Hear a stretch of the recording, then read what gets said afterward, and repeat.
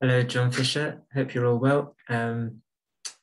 We continue our series looking at sort of young inspirational figures. Last week we looked at Emma Raducanu. This week I'm going to do what we're going to do most weeks, which is look at a young Catholic saint or a young Catholic person. So this week I've got a PowerPoint which I'd like to share. If I can get it up. Here we go.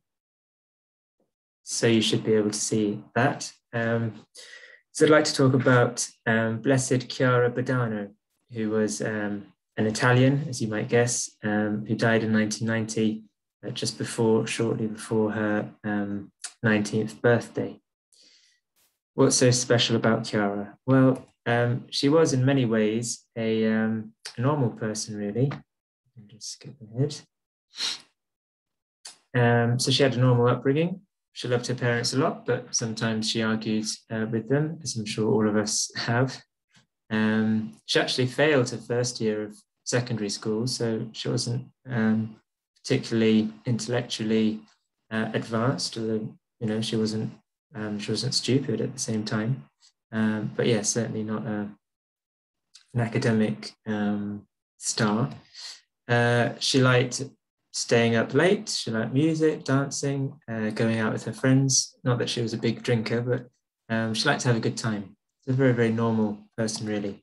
And in particular, she liked tennis, hiking, and swimming. Unfortunately, when she was 17 years old, while playing tennis, she felt a pain in her shoulder. And after a series of tests in hospital, she was diagnosed with osteosarcoma, a malignant and quite aggressive bone cancer. But what makes Chiara so special is the way in which she lived through her illness, and that's why she's remembered. So, first of all, when she was given the diagnosis and she was told how serious it was, she accepted it with a lot of peace. She said, "There's only one thing I can do now, to offer my suffering to Jesus, because I want to share as much as possible in his sufferings on the cross."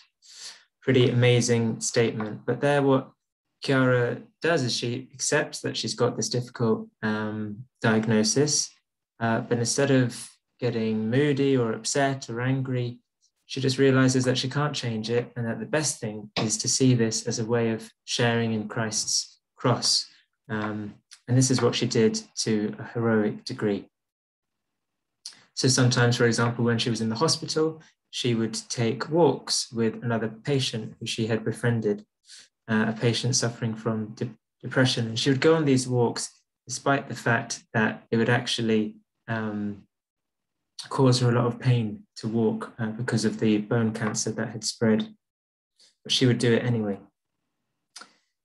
The doctors reported that she was always joyful, that she was always smiling, and she was known for having eyes which were radiant with light. In fact, she was given the nickname Luce, which means light. In fact, the name Chiara itself means sort of clear or bright in Italian. We talked about her offering her sufferings. In fact, when she was going through heavy chemotherapy and any hair would fall, she would offer it to God and just say, "For you, Jesus." So this idea that her sufferings in some mysterious way could be used for good, like Jesus. And so she would offer it up for people and for different intentions. You can see Chiara there in the picture. On the phone, she kept in good contact with lots of friends and family while she was suffering. And so her suffering, despite being in a lot of pain, never really stopped her from carrying on loving. One of the things she did was she gave away all her savings to a friend doing missionary work in Africa. And she said, "I don't need this money anymore. I have everything." She said that because she was a person of great faith, and she used to receive Jesus in the Eucharist very often.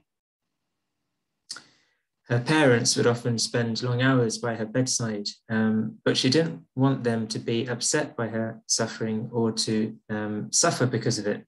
And so, for example, once on Valentine's Day, she, from her hospital bed, arranged for them to have dinner together, and she told them not to return until after midnight. So she didn't want people to just completely focus on her all the time. In fact, she forgot herself, forgot her sufferings, and tried to always make sure that everyone else who visited her was happy and left with a smile on their face. After her quite serious treatment, she had a CT scan, a special sort of X-ray that you have in hospital. And unfortunately, that showed that the treatment hadn't really worked. But when she was told this, and she knew that death was on its way, she simply remarked, "If I had to choose between walking again and going to heaven, I wouldn't hesitate. I would choose heaven." So Chiara's great faith helped her to realize that there was a greater reward awaiting for her after her death. As her death drew near, it didn't falter her faith. She said, I'll just read this. "Don't shed any tears for me. I'm going to Jesus. At my funeral, I don't want people crying, but singing with all their hearts." Again, her concern for everyone to be happy. In fact, once a cardinal visited her in hospital and asked her, "The light in your eyes is splendid. Where does it come from?" She was known, as I say, for having this bright smile. Chiara replied, "I try to love Jesus as much as I can." So even from her bed, she was just trying to love as much as she can in imitation of Christ. And then I think this pertains quite well to a talk in secondary school. She said before she died, she told her mother, "Oh, Mum, young people, they are the future. You see, I can't run anymore, but how I would like to pass on to them the torch, like in the Olympics. Young people have only one life, and it's worthwhile to spend it well." So there, Chiara, realizing how short her life was, and so she wanted to encourage young people to use their time well, not to waste time. Time is precious, and we don't know when our end is going to come. And so in this short amount of time that we have on earth, however long it is, we want to spend all of it doing good as much as we can. And so her final words to console her mother, who she loved very much, and her mum loved her very much, was, "Bye, Mum, be happy, because I am." So that is quick biography of Chiara. And in fact, she has been declared a blessed in the Catholic Church, which means that she's almost certainly in heaven already. And she was declared a blessed on September the 25th, 2010. So that's Saturday.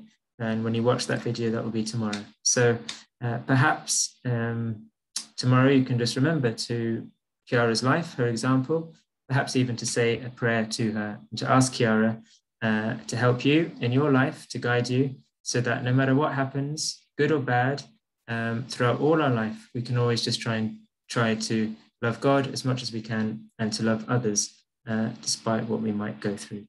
So I hope you like that, and wishing you a good weekend.